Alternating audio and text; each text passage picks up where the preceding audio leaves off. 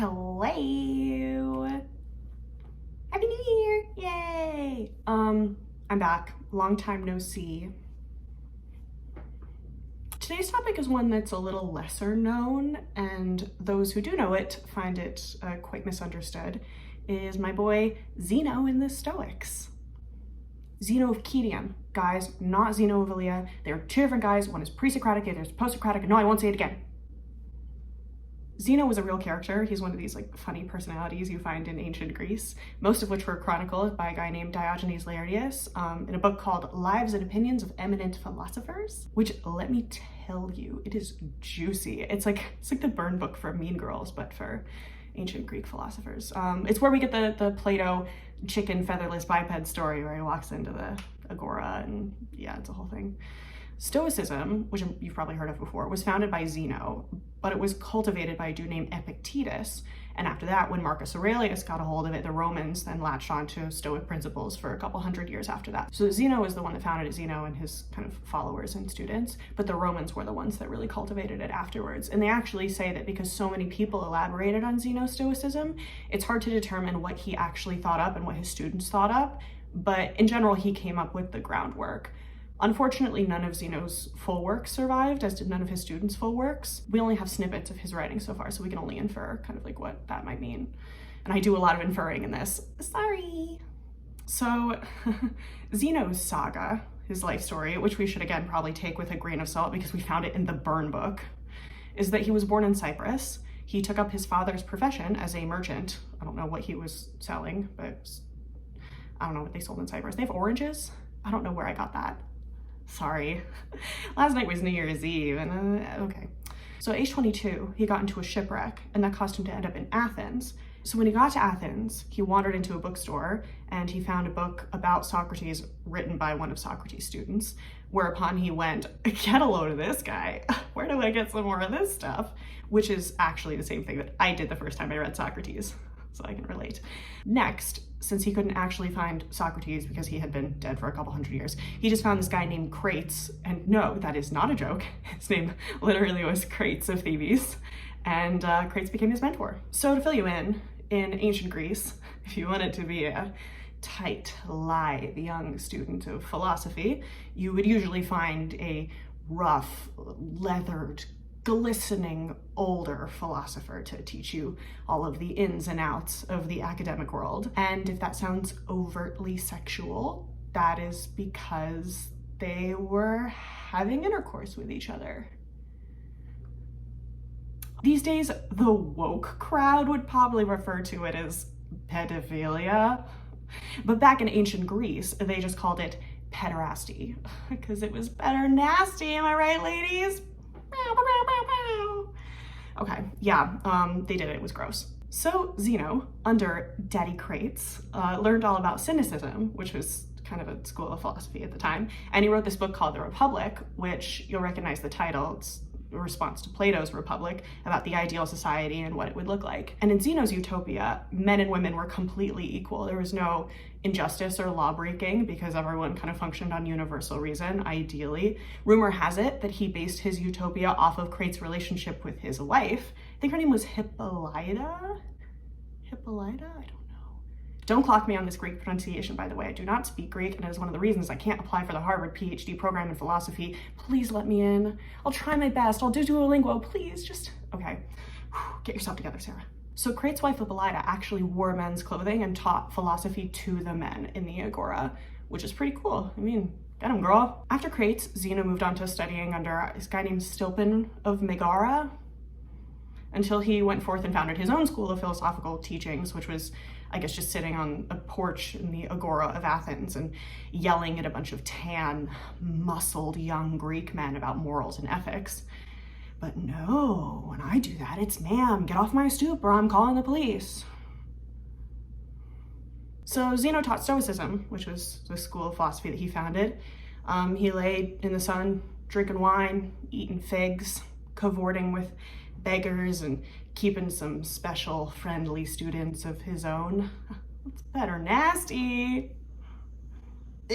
until the ripe old age of 72, and they say, in the classic style of a Greek philosopher, Zeno died by suicide. In his old age, he tripped down a flight of stairs in the agora, broke his toe, took that as a sign that he should not be alive anymore, and proceeded to strangle himself. I'm not kidding, that's not a bit. That's really what they say happened. Like, who needs a telenovela when you have these guys? Now, what exactly is Stoicism?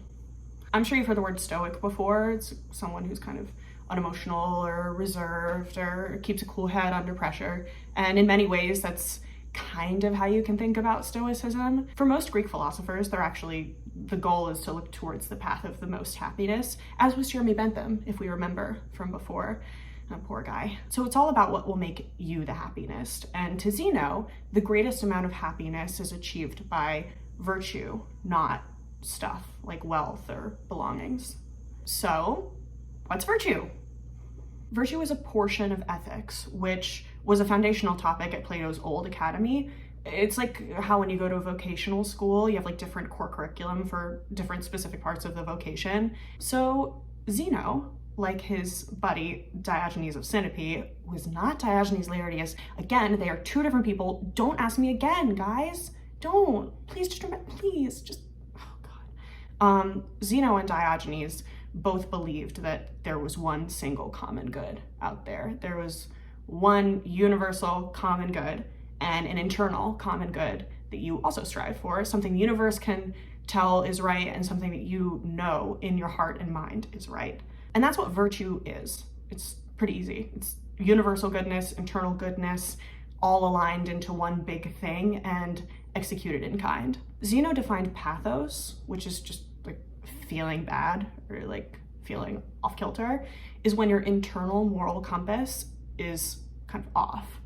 A modern psychologist might define this as cognitive dissonance. Zeno believed that things that were devoid of moral content could still have value. So not as much as that of something that is virtuous, like that has a lot of moral content. And certainly things without moral content can't fulfill you, like true and righteous goodness can fulfill you. But come on, man, a nice afternoon in the sun or a glass of delectable Greek wine, like who's gonna pass that up, dude? There's nothing wrong with enjoying something as it happens, like with experiencing something nice. It just can't be the content or the structure to guide your whole life or give you purpose. Like, don't expect it to cure you of your ails or fix the deep existential wounds that plague you or give you a purpose in life. Because then you're giving into vice, which is the opposite of virtue.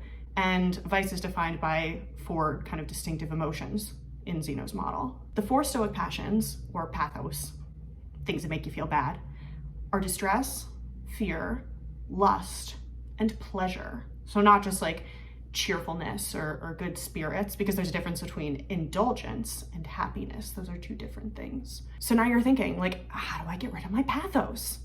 What does Zeno say? Just don't do it.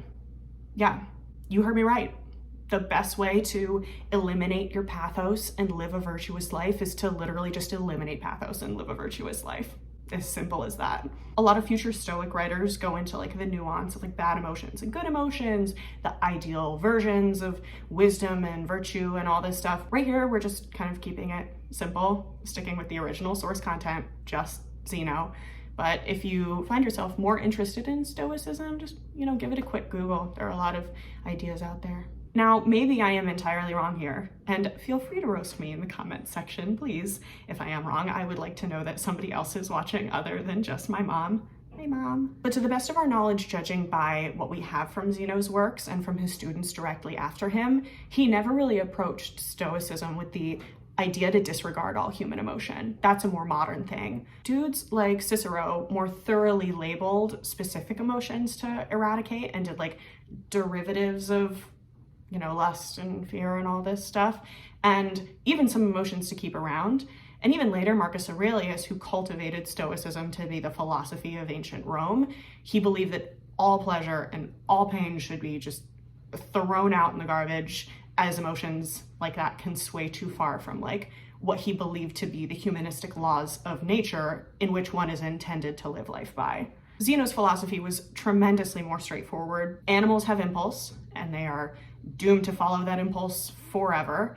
Impulse that can be a lot of times fundamentally based upon vice. But humans have the ability to think critically and to assess what virtue means and to follow it accordingly. So in modern psychology, someone like Freud would think that this is like your superego sliding in to kind of stifle that id. And to someone like Thomas Hobbes, another philosopher, this is a stupid theory, and Zeno is stupid for thinking that humans are anything other than animals, because humans are just animals.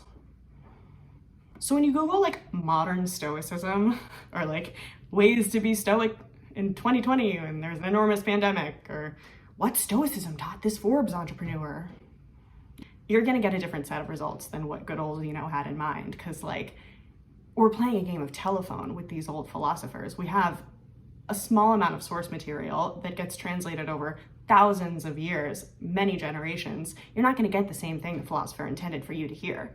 In this like post-virtue ethics world, because like virtue ethics was not even invented when Zeno did all this. Like he was flying by the seat of his pants. You get these modern Stoic kind of online forum thinkers.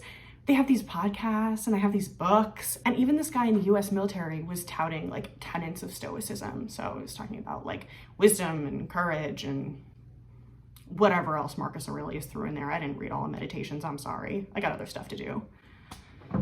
Like maybe I'm too much of a mamby-pamby, liberal, progressive girl over here, but it seems like a lot of Stoicism has been kind of co-opted by this like hyper-masculine movement looking for an excuse to refrain from showing emotion. I mean, look no further than the wife of Albert Ellis, the literal demon walking this earth. Well, not anymore, because he's dead. Score 1 for psychoanalysis. So Albert Ellis's wife spoke at the latest Stoicon. Yes, it is literally called that. It is literally a convention for Stoics, about how rational emotive behavioral therapy is like so totally Stoicism, because it's just like teaching you how to like moderate your emotions and like think rationally, you know, and just like be stoic. So I've read a lot of philosophy over the course of my life, if you couldn't tell. And I've read a lot of philosophers that have all these thoughts about human nature and what humans are capable of, good and evil, vice and virtue, and like the ideal way to live. And when I got back into philosophy over quarantine, one of my first thoughts was, okay, this is a bunch of bunk. Like, we have this parade of like old, totally out of touch dudes, and they all have these ideas about how people are, but it feels a lot more like their ideas about human nature are so rarely based in how people actually act, in what they actually do. Like, philosophy is somehow this pipe dream of behavior, of idealism, of like morals and ethics and values that don't seem to translate what appears to be this kind of Hobbesian state of nature that we're all living through right now. When I was an undergraduate, I remember reading Hobbes and thinking, this dude is so negative. like, can't he just have faith in people that they're better than their urges and that they can use their brains to think? But 2020 made me think, no, they are not. Maybe Thomas Hobbes is right. Maybe people can't use their brains to think. But what I really like about the foundations of Stoicism, more so than a lot of these other ancient Greek philosophy schools, is that when you're reading, you know, Enlightenment or post-Enlightenment theorists, it feels stale and kind of out of touch and a little bit boring sometimes, very wordy and dense. But Zeno gets right down to business. Like, yeah, your fear and your drive for pleasure are all filling this big hole in yourself. There's just this bottomless pit you keep throwing things into. You're not really spelunking into the pit to find out like what's there, why it's there, what's at the bottom of it. Indulging in vices only brings about further pathos. And the only way to get rid of these terrible feelings are to consider what's right and what's good, what you think is right, what society thinks is right, all that stuff, in order to start feeling a little less lost. It's not that humans are this irredeemable flock of like angry, pea-brained animals all out for themselves. It's that humans have these irredeemable, angry, pea-brained urges, and we have the ability to think and consider them and mull them over and develop our thoughts in different directions. I think if we can find a way to examine these vices and these pathos as something other than, social determinants, cultural determinants, psychological determinants, like throw all of your sociological and anthropological knowledge out the window for 2 seconds. You can get it back after this. Just throw it out the window for 2 seconds and think of yourself for 1 second, you, whoever you are, as a philosopher. Look inside yourself for this answer. What's good? What's right? What's moral? What's justice? And how can you live in a way that propagates those notions? I think it would be really campy of me to say, like, my New Year's resolution is to be more virtuous, or to be some ascetic person trying to, like, seek happiness through virtue. Because let's face it, I will not stop saving for a black Fiat Spider 124 with a black convertible top and hot pink interior, and I want it to be monogrammed. But I'm also not here to be like, Stoicism is stupid, all emotions are great, live however you want. There's a middle ground somewhere between forcing yourself to have no emotion at all, which is like totally untenable and not very human, and living only by emotion, which is also not very human, more animalistic and compulsive. Indulging in vices has an impact on society and an impact on ourselves, our perspectives about the world, our ideas about life, our ideas about politics and coronavirus and civil rights and everything in between. Choosing virtue, thinking about what is good and right for ourselves, for the world, for our neighbors and for our friends, overpowering our fear and our pleasure seeking and our kind of enmeshment in this depressive, angry, thoughtless mindset is pretty much the only thing that's going to pull us out of this cycle of pathos, hopefully into a happier future, more virtuous one and happier one. So have a virtuous new year, guys. Take a couple minutes, think about what's good and what's right, and I don't know, drink some water. Until next time, know thyself.